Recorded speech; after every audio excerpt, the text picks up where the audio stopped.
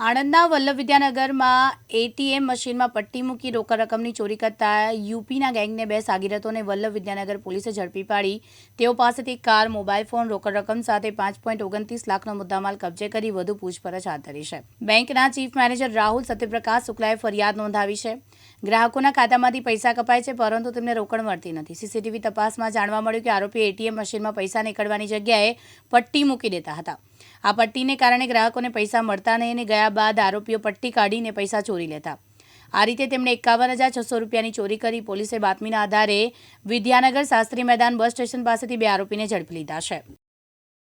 Vidyanagar police સ્ટેશનમાં ગઈ તારીખ 6/3/2025 પહેલા નાના બજારમાં આવેલ રઘુવીર ચેમ્બર્સ પાસે આવેલ એસબીઆઈના એટીએમમાં કસ્ટમર જ્યારે પૈસા ઉપાડવા માટે જતો હોય ત્યારે તેના એકાઉન્ટમાંથી પૈસા વિડ્રો થઈ જતા હોય, પરંતુ એટીએમમાંથી પૈસા બહાર નહોતા નીકળતા અને તેના એકાઉન્ટમાંથી પૈસા વિડ્રો થઈ જતા. આ બાબતે એસબીઆઈ એટીએમમાં ફરિયાદ કરતા ફરિયાદી રાહુલ સત્યપ્રકાશ શુક્લા, મેનેજર શ્રી એસબીઆઈએ વિદ્યાનગર પોલીસ સ્ટેશનમાં આ બાબતે ફરિયાદ આપતા ગુનો રજીસ્ટર કરવામાં આવેલો. આ પ્રકારે છેલ્લા 4 મહિનાથી અલગ અલગ કસ્ટમરની ફરિયાદ આવતા આ બાબતે ગુનો રજીસ્ટર કરવામાં આવેલો હતો, જેથી છેલ્લા 4 માસ દરમિયાન આણંદ તથા વિદ્યાનગરના નેત્રમ સીસીટીવી કેમેરાનો અભ્યાસ કરેલો.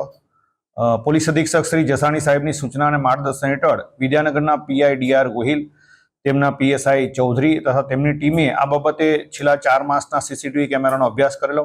હ્યુમન રિસોર્સિસ અને ઇલેક્ટ્રોનિક સર્વેલન્સ હાથ ધરી છેલ્લા 4 માસ દરમિયાન આ પ્રકારના એસબીઆઈ એટીએમમાંથી જે પ્રકારે ચોરોએ આ પૈસા વિડ્રો કરેલા છે તે બાબતે કયા વાહનો લઈને આવે છે અને કઈ રીતે ગુનાને અંજામ આપે છે તે બાબતે વર્કઆઉટ હાથ ધરેલ.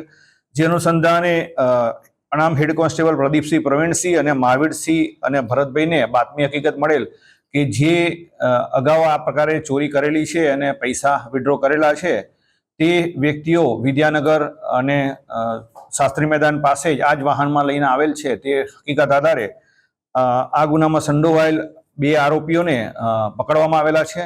તેઓ જે ગુનો કરવા માટે જે ગાડી હુન્ડાઈ કંપનીની ઓરા ગાડી લઈને આવતા હતા તે ગાડી પણ રિકવર કરવામાં આવેલી છે.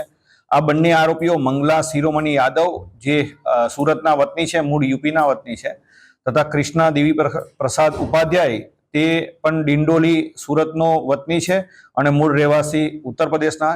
તેમની સાથે અન્ય 2 આરોપીઓ પણ ગુનામાં સંડોવાયેલા છે, જે પ્રવીણ કુમાર ઉર્ફે રાહુલ બરણદીપસિંહ તથા પાયલ કરીને એક મહિલા પણ તેમની સાથે આ ગુનામાં અંજામ આપેલ હોવાની હકીકત જણાવેલ છે.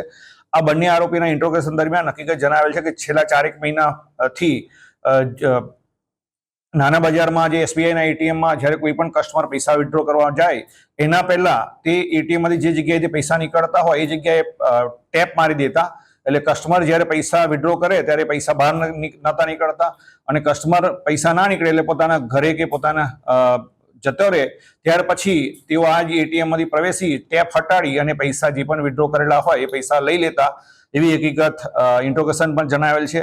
હાલ સુધી 51,600 રૂપિયાના એટીએમમાંથી પૈસા વિડ્રો કરેલ હોવાની ફરિયાદ આપતા આ ગુનો રજીસ્ટર કરવામાં આવેલો હતો અને આ ગુનામાં બંને આરોપીઓને એરેસ્ટ કરવામાં આવેલા છે. આપના માધ્યમથી તમામ નાગરિકોને વિનંતી છે કે આ જ પ્રકારે એસબીઆઈ એટીએમમાંથી, નાના બજારમાંથી આ પૈસા વિડ્રો થયેલા હોય અને આ ભોગ બનેલા હોય તો તાત્કાલિક વિદ્યાનગર પોલીસનો સંપર્ક કરવા માટે વિનંતી છે. આમ આ અલગ પ્રકારની મોડેસ ઓપરેન્ડીથી ગુનાને અંજામ આપતી મૂળ યુપીની આ ટીમના 4 પૈકી 2 આરોપીઓને અટક કરી અને આ ગુનો ડિટેક્ટ કરવામાં વિદ્યાનગર પોલીસના પીઆઈ ડીઆર ગોહિલ તથા તેમની ટીમને સફળતા મળેલ છે. હા, આ જે આરોપીઓ છે, જે મંગલા શિરોમણી યાદવ તથા કૃષ્ણદેવી પ્રસાદ ઉપાધ્યાય જે પકડેલા છે તેમના વિરુદ્ધમાં સુરત શહેરની અંદર ચીટિંગના તથા આર્મસેટના 2 ગુનાઓ દાખલ થયેલા છે.